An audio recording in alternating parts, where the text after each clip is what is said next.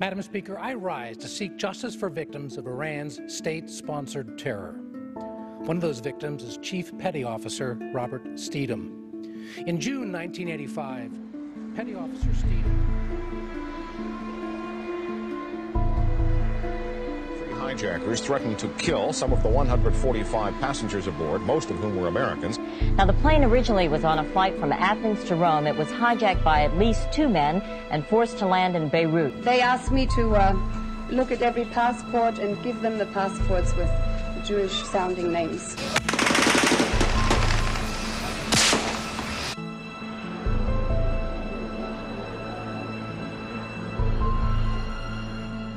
In a casket being delivered by Lebanese army troops to a United Nations force and put onto a truck and then delivered to American officials. Still, the identity of that passenger has not been...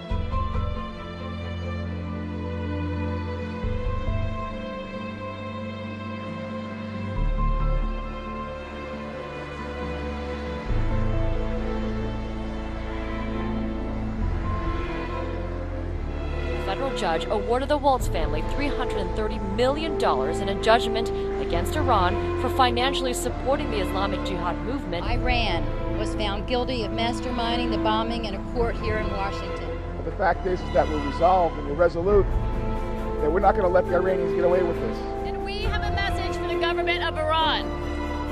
No more. Diplomats in Vienna say a landmark nuclear deal has been reached between Iran and 6 world powers. The United States and other Western nations will lift economic sanctions on Iran. What does Iran get?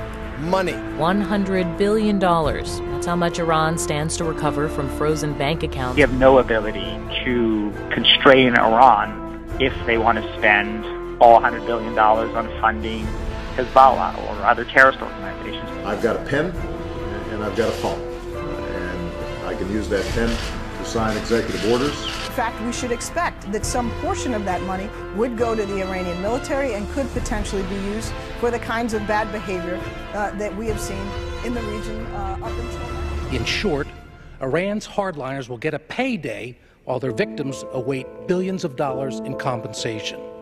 I've introduced legislation, the Justice for Victims of Iranian Terrorism Act, which prohibits the removal of sanctions until Iran pays every penny it owes.